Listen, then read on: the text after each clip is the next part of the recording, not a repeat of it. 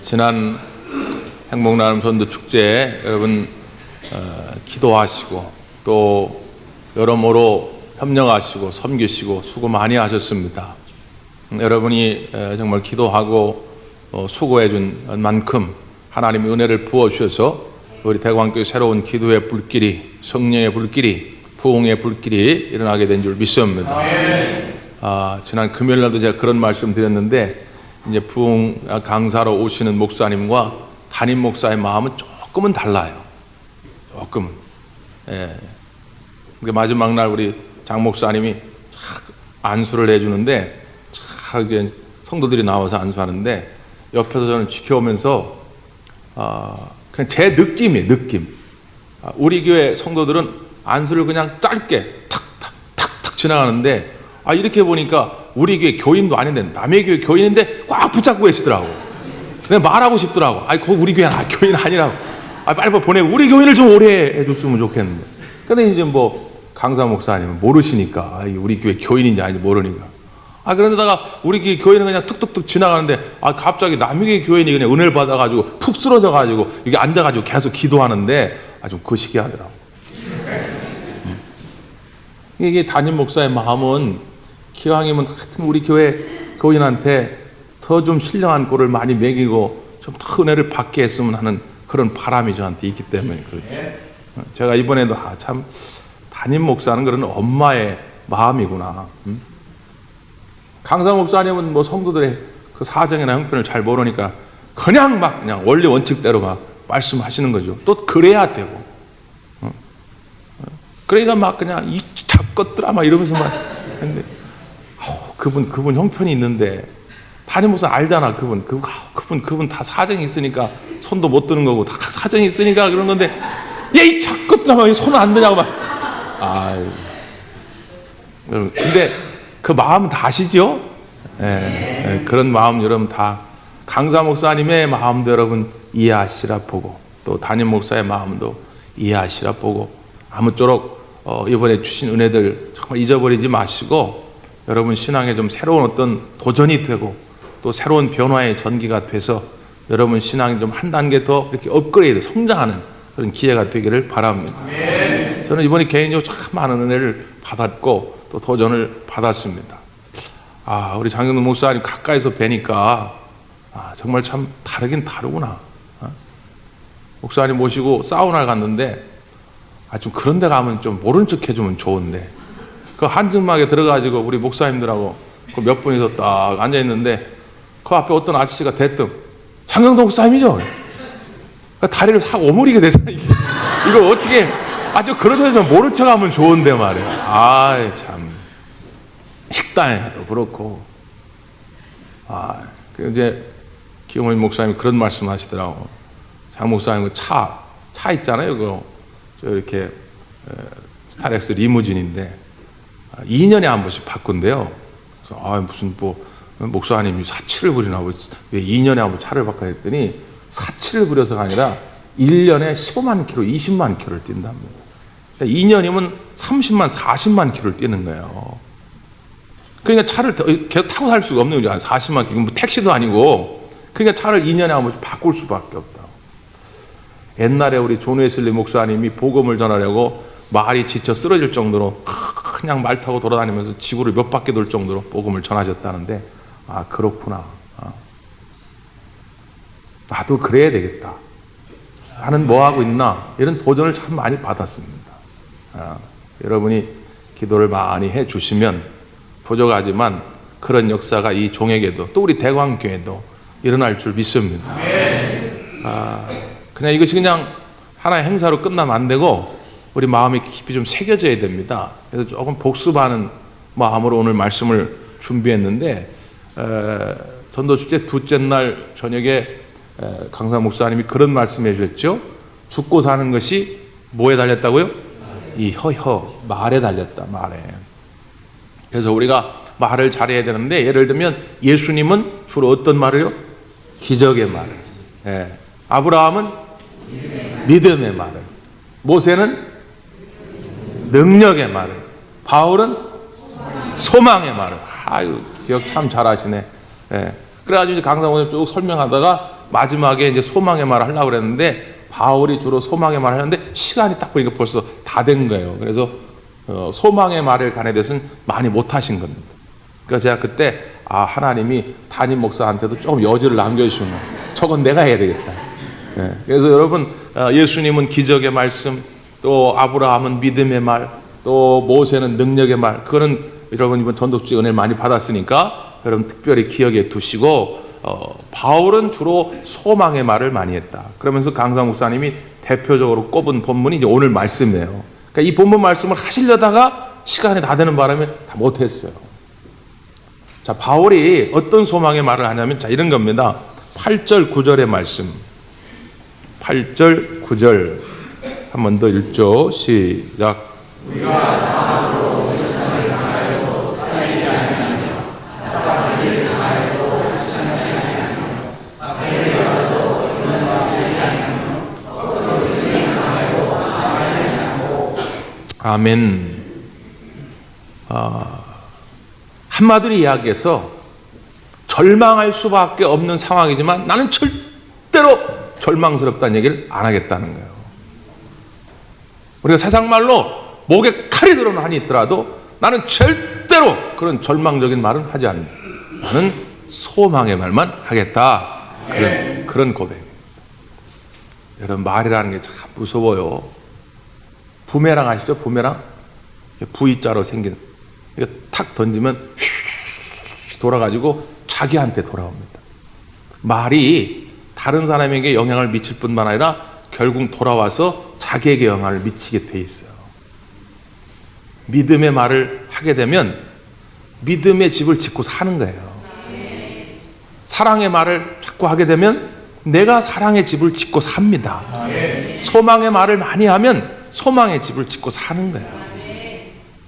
주 120년에 8월 1일이었다고 합니다. 교회 역사가들 기록에 의하면 당시 로마의 하드리안이라는 황제가 아주 기독교를 박해하던 그런 시대입니다. 그때 한 과부가 있었는데 정말 신실어린 믿음으로 자녀들을 잘 양육을 했어요. 첫째 딸의 그래서 이름은 당시 라틴어로 피데스, 우리말로 하면 믿음이라 이렇게 진 겁니다. 둘째 딸의 이름은 스페스, 우리말로 소망이라고 진 것이죠. 셋째 딸의 이름은 까리다스, 우리말로 사랑이라 이렇게 진 것입니다. 이 세 딸이 예수님을 참 열심히 믿다가 결국 로마 당국에 체포되어 잡혀갑니다. 로마의 관리가 묻습니다. 너 이 시간에 너희들 예수님을 부인하면 살려주지만 끝까지 예수님을 믿겠다 그러면 너희들 다 그냥 목을 쳐, 다 죽일 것이다. 겁을 주지요. 그때 첫째 딸 믿음이는 이렇게 말합니다. 나는 주님만 믿을 뿐입니다. 둘째 딸 소망이는 이렇게 얘기합니다. 나는 소망으로 천국을 바라볼 뿐입니다. 셋째 딸 사랑이는 이렇게 얘기합니다. 나는 주님을 사랑합니다. 결국은 그 고백을 끝으로 다 참수형을 당하게 됩니다. 그래서 초대교회의 많은 성도들이 그 이야기를 계속 전하면서 그 초대교회의 믿음과 소망과 사랑이 최고의 덕목으로 꼽히게 되었다는 거예요. 그리스도인들을 그리스도인답게 하는 것, 교회를 교회답게 하는 것은 결국 뭐냐? 믿음이요, 소망이요, 사랑입니다. 당연하지요. 예수님을 믿는다고 말해놓고 믿음이 없다? 말이 안 되죠. 예수님을 믿는다고 말하면서 이웃을 사랑하지 않는다? 이런 말이 안 되는 거예요. 한국교회 성도들이 너무 이율 배반적인 삶을 사는데 하나님을 사랑한다 말하면서 눈앞에 보인 하나님이 내게 짝 주신 관계된 이웃들을 사랑하지 못한다? 이 말이 안 되는 거란 말이에요. 뿐만 아니라 하나님을 믿는다고 말하면서 소망의 말을 못한다? 매일 나중내 근심과 걱정에 쌓여가지고 걸 그렇게 불평하고 짜증내고 사는 거, 그건 하나님의 뜻이 아니더라 그 말이에요. 소망 어린 삶, 소망의 삶이 주님의 뜻인데 그러기 위해서는 늘 우리가 입술을 열 때마다 소망의 말을 해야 됩니다. 여러분, 연못가에, 잔잔한 연못가에 큰 돌을 탁 던져보십시오. 그럼 뭐냐? 풍덩하면서 파장이 생기는데 파장이 쫙 퍼지면서 연못가 끝까지 갑니다.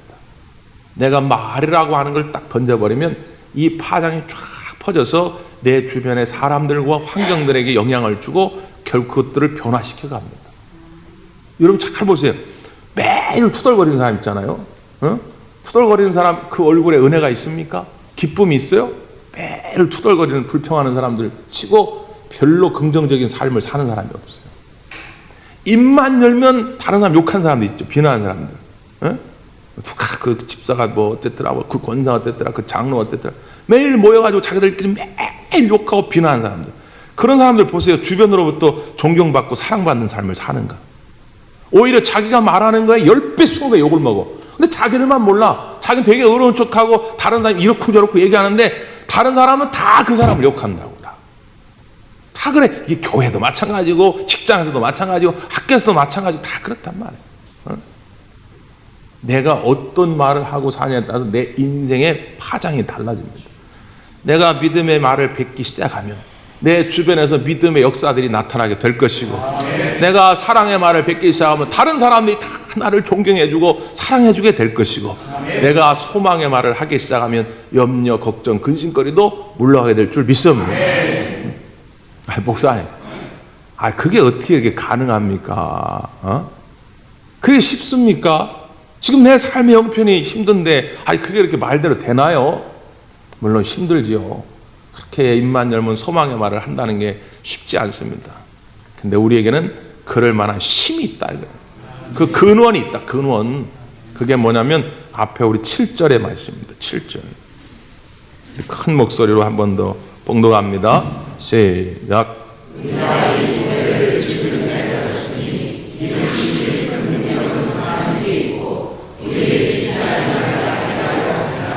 아멘. 여기서 질그릇은 누굴 가리키죠? 질그릇은 누굴 가리켜요? 우리입니다. 보배는 누굴 가리켜요? 예수님. 우리는 질그릇 같은 존재인데 예수님이 오셨어요. 완전히 달라졌다 그 말. 우리가요, 겉으로 볼 때는 다 비슷비슷해 보일 수 있습니다. 어차피 사람이 뭐 돈이 있든 없든 뭐 많이 배웠든 못 배웠든 죽을 때가 되면 다 한 줌의 재로 한 줌의 흙으로 가는 거 아닙니까? 지난 우리 2주간 계속 우리가 장례를 치르면서 사람이 좀 숙연해지잖아요. 장례를 치르고 나면 사람이 좀 숙연해집니다. 장례식장에 이렇게 가보면 인생이 뭐 없구나. 누구라도 다 한 줌의 재로 한 줌의 흙으로 갑니다. 그러니까 겉으로 볼 때는 다 비슷비슷 보이는데 다른 것이 있다는 거예요. 믿음의 사람, 예수님을 영접한 사람들은 그 질그릇 안에 누가 계시다? 예수님이 계시다는 거예요. 그러니까 우리는 예수님짜리 인생이 된 거예요. 여러분, 어린아이가 돌잔치를 합니다. 돌잔치 뭐 잡으라고 막 놓잖아요. 어떤 엄마가 거기다가 1,000원짜리 지폐, 5,000원짜리 지폐, 10,000원짜리 지폐, 100,000원짜리 수표, 100,000원짜리 수표 이렇게 다 놨어요. 그 애한테 야 집어봐. 그 첫 돌 맞은 애가 뭘 집을까요? 네? 뭘 집을까? 1,000원짜리 지폐, 5,000원짜리 지폐, 10,000원짜리 지폐, 100,000원짜리, 100,000원짜리 수표. 뭘 집을까요? 답은 뭐냐? 닥치는 대로 집습니다. 닥치는 대로. 그냥 이게 그냥 닥치는 대로. 엄마 마음이 아빠, 야 100,000원짜리 잡아야지. 그래야 너 부자 되는 거야. 그건 엄마 마음이고 애는 그냥 닥치는 대로 잡아요. 왜 닥치는 대로 잡죠? 애 눈엔 다 그게 그거거든요. 다 그냥 종이 쪼가리지. 그 종이 쪼가리에 적힌 그 액수가 이 아이에게는 아무런 가치가 없어요. 그 가치를 알지 못한단 말이에요. 믿음이 없는 사람들에게는 우리가 다 그냥 똑같은 질그릇처럼 보일지 모르지만 영안의 눈이 열려서 믿음의 눈을 보면 우리는 다 똑같은 인생이 아니라 예수님짜리 인생이란 말이에요. 예수님이 십자가에서 죽으시고 피 흘리시고 모든 걸 내어주심으로 말미암아 우리가 생명을 얻게 된 존재라 그 말이죠. 바울이 예수님을 믿기 전에는 그걸 몰랐는데 예수님을 믿고 나니까 자기 존재의 가치를 깨닫게 된 것입니다. 아하, 나는 그런 존재구나. 나처럼 죄 많고 허물 많은 하나님을 대적했던 그런 사람임에도 불구하고 예수님이 나를 위해 죽으셨구나. 이걸 생각하니까 한없는 감사가, 기쁨이 자기 안에 솟아나게 된 것입니다. 그래서 그 예수님을 붙잡게 되니까 소망을 갖게 됐다는 거예요. 옛날 호프만이라고 하는 목사님이 계셨는데 어느 교인이 참 인생에 큰 고통을 겪게 된 것입니다. 어떤 문제인지는 잘 알 수 없지만 하여튼 큰 문제가 있었다고 그래요. 그 가정을 신방하게 됐는데 이 호프만 목사님이 쭉 이야기를 들은 다음에 하나님 말씀을 전하게 되는데 마태복음 11장의 말씀이 수고하고 무거운 짐진 자들아 다 내게로 오라 내가 너희를 쉬게 하리라. 이 말씀을 전하면서 힘내세요 교우님, 우리 하나님이 함께 하실 것입니다. 그리고 힘든 일이 있을 때마다 그냥 가슴에 담아두지 말고 오늘 주님께 고하시기를 바랍니다. 그랬더니 그 성도가 기도하는데 뭐라고 기도하냐면 하나님께 자기의 고통을 아뢰는 뿐만 아니라 자기가 고통스러움에도 불구하고 지금까지 아뢰지 않고 살았던 것을 회개하며 기도하더라고요. 하나님, 내가 이렇게 힘들었는데 어려웠는데 주님 앞에 아뢰지 못하는 것을 회개합니다. 그렇게 기도하고 났더니 얼굴이 환해졌더라는 거예요. 그 말씀을 전하기 전에는 그냥 얼굴이 다 죽어가지고 막 그냥 인생의 모든 짐은 다 짊어지고 있는 것처럼 이렇게 보였는데 그 말씀을 듣고 나니까 얼굴이 환해졌다는 거예요. 그래서 집에 돌아와서 세상에 많은 사람들이 다 이러한 경험들을 하겠구나 그러면서 하나님 주신 영감을 가지고 찬송시를 쓰게 된 것입니다. 그 찬송시가 우리가 가지고 있는 337장 내 모든 시험 무거운 짐을, 내 모든 시험 무거운 짐을 주 예수 앞에 아뢰면 근심에 쌓인 날 돌아보사 내 근심 모두 맡으시네. 내 모든 괴로움 닥치는 환난 주 예수 앞에 아뢰면 주께서 친히 날 구해주사 널 보신 사랑 베푸시네. 내 짐이 점점 무거워질 때 주 예수 앞에 아뢰면 주께서 친히 날 구해주사 내 대신 짐을 져주시네. 마음의 시험 무서운 죄를 주 예수 앞에 아뢰면 예수는 나의 능력이 되사 세상을 이길 힘 주시네. 마지막 후렴이 저는 참 마음에 와닿습니다. 무거운 짐을 나 홀로 지고 견디다 못해 쓰러질 때 불쌍히 여겨 구원해 주리 은혜의 주님 오직 예수. 바울이 이걸 깨달은 거예요. 바울이 이걸 깨달으니까 그 은혜의 주님, 긍휼이 많으신 그 주님을 깨닫게 되니까 그 다음부터 자기 안에 이게 멈출 수 없는 소망이, 어떤 상황이라도 이겨낼 수 있는 소망이 자리 잡게 되더라는 것입니다. 그래서 그 다음부터 담대하게 고백하기를 시작하는 거예요. 뭐라고요? 자, 아까 8절 우리가 사방으로 우겨쌈을 당하여도 쌓이지 아니한다. 사방으로 우겨쌈을 당했어요. 마치 이제 범죄자를 잡듯이 이번에 또 하여튼 요즘 흉악한 일들이 많이 벌어지는데 아비가 말이야 애를 죽여놓고 말이죠. 토막을 내가지고 그거 냉동고에 보관하고 있다. 이거 잡혔잖아요. 근데 형사들이 이거 잡는 걸 보니까 CCTV에 찍혔더라고. 아버지가 막 이리저리 막 우왕좌왕 도망치려 막 하고 그러다가 어떻게 아파트로 쏙 들어갔는데 형사들이 쫓아오고, 그러니까 형사들은 그 아파트를 포위하고 기다리고 있다가 쳐들어가가지고 결국 잡아냈잖아요, 이번에. 그런 거예요. 이게 도둑놈이 가운데 있는데 사방으로 막 이렇게 우겨 싸듯이 이제 어디 빠져나갈 구멍이 없다고 말이에요. 우리의 인생에 문제들이 그렇게 닥쳐왔을 때 동서남북 나아갈 방향이 없어. 이거 어떻게 하면 좋냐 말이죠. 근데 내 안에 계신 예수님께서 뭐라고 말씀하냐면 내가 곧 길이다. 내가 곧 길이다. 예수님 안에 길이 있다는 거예요. 세상 사람들은 그 순간 그 어떤 길이 없으니까 낙심할 수밖에 없지만 야, 넌 낙심하지 마. 내가 곧 길이야. 정말로 예수님을 믿고 예수님을 붙잡고 나아갔더니 길이 열리더라 그 말이에요. 우겨쌈을 당하여도 우린 쌓이지 아니한다. 또 뭐라고 말합니까? 답답한 일을 당하여도 낙심하지 아니하며. 답답한 일, 절망스러운 일을 만났음에도 불구하고 낙심하지 아니한다는 거예요. 절망의 노래를 부르는 게 아니라 희망의 노래, 소망의 노래를 부른다는 것입니다. 전에도 한번 제가 소개한 것 같은데, 전에 우리 감독회장 후보로 나오신 목사님이 선거운동 그 캠페인을 하면서 문자를 보냈는데 그 문자가 참 좀 가슴에 와닿아요. 지금도 잊혀지지가 않는데 뭐라고 얘기하냐면 새들은 쓰레기 더미 위에서도 노래합니다. 새들은 쓰레기 더미 위에서도 노래합니다. 이 말 참 멋있지 않아요? 형편이 어떠냐, 사정이 어떠냐, 조건이 어떠냐, 이게 중요한 것이 아니라 믿음의 사람은 인생의 쓰레기 더미 위에서도 노래할 줄 아는 사람이에요. 응?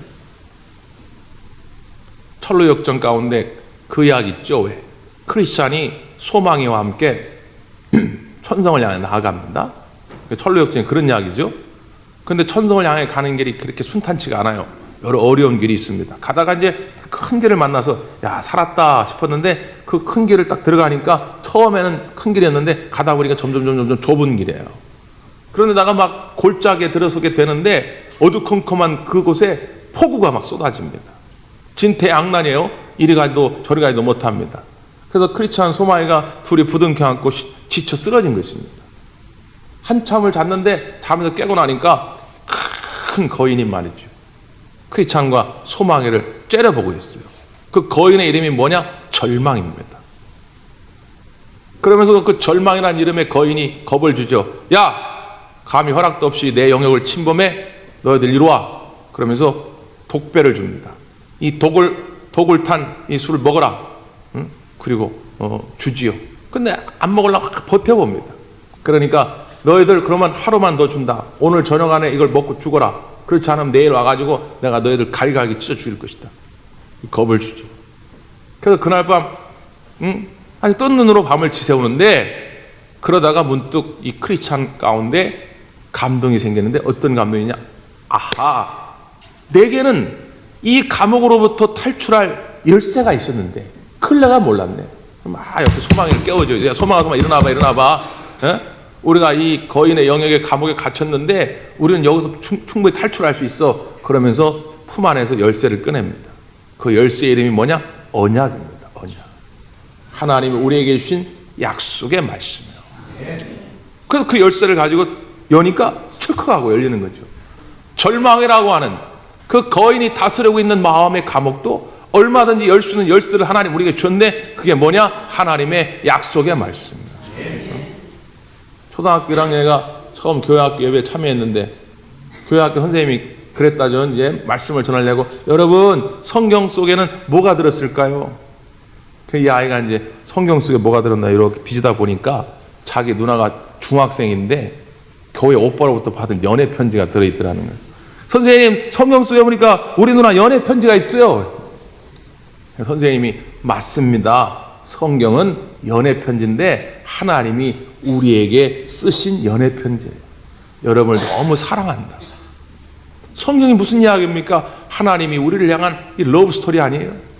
성경을 뒤져보십시오. 얼마나 많은 곳에 내가 너와 함께 할 것이다. 내가 너를 도울 것이다. 내가 너의 의로운 팔로 내가 너를 붙들 것이다. 이런 말씀으로 넘쳐나지 않습니까?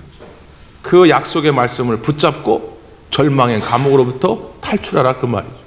그러니까 사도 바울은 걱정할 게 없는 거예요. 그래서 감옥 안에 갇혀 있으면서도 불구하고 불평하거나 두려워하거나 짜증낸 것이 아니라 오히려 찬송을 불렀다는 거예요. 찬송을 불렀더니 그 소망의 찬송이, 그 소망의 고백이 결국 옥토를 흔들게 하고 옥문을 열리게 했다 그 말이에요. 여러분이 소망의 노래를 부르기 시작하는 순간 여러분을 옥죄어든 많은 절망스러운 문제들이 해결되는 역사가 나타날 줄 믿습니다. 또 뭐라고 말씀하죠? 그 다음에 박해를 받아도 버림받지 아니하며. 박해를 받아도 다윗이 사울로부터 압살롬으로부터 죽음의 많은 위기들을 겪게 되지요. 그래서 많이 도망치는 신세가 됩니다. 그러나 그 도망자 신세 가운데도 우리 주님이 변치 않고 동행해 주신 것이죠. 그래서 시편 말씀을 보면 다윗이 대개 도망 다닐 때 편할 때 쓴 시간이에요. 도망 다닐 때 지은 시입니다. 그 도망 다닐 때 다윗이 뭐라고 고백한 거예요? 여호와는 나의 목자가 되주시오. 내가 사망의 음침한 골짜기를 다닐지라도 해를 두려워하지 않는다. 왜? 주께서 나와 함께 하시기 때문에. 그게 같은 마음이에요. 바울의 고백이나 다윗의 고백이나 같은 마음입니다. 우리가 인생 살아가다가 때로는 사망 은총한 올자리를 만나죠. 이게 참 경영이 안 되고 말이죠. 자식들 속세고 말이죠. 몸이 아프고 말이죠. 하여튼 뭔가 어두운 터널을 만날 때가 있지 않겠습니까? 그때 세상 사람들은 절망의 탄식을 할 수밖에 없지만 우리는 그렇지 않다. 우리는 소망의 노래를 부를 수 있다. 왜? 주께서 나와 함께 하시기 때문에. 아무리 박해를 당할지라도 버림받지 아니요. 거꾸로 들임을 당하여도 절대로 망하지 아니할 것이다. 여러분 2016년도 아무에게나 주어진 거 아닙니다. 여러분에게 특별히 하나님이 주신 선물인데 이 하나님 주신 선물 그냥 허투루게 쓰지 말고 하루하루 불평하고 절망 속에 살지 말고 늘 소망의 말을 하면서 소망의 노래를 부르면서 하나님 주신 풍성한 은혜를 누리는 한 해가 되기를 간절히 바랍니다. 기도하겠습니다.